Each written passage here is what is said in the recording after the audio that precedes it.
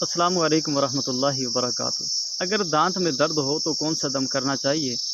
तो दांत दर्द के लिए एक बेहतरीन और मुजर्रब अमल आपकी खिदमत में पेश करता हूँ।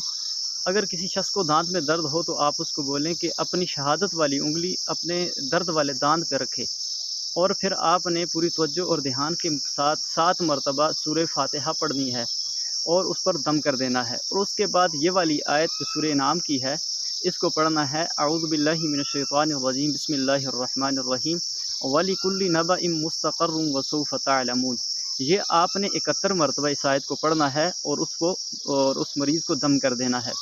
और उसके बाद अऊज़ु बिकलिमातिल्लाहि ताम्माति मिन शर्रि मा खलक़, ये भी आपने 71 मरतबा पढ़ना है और दम कर देना है।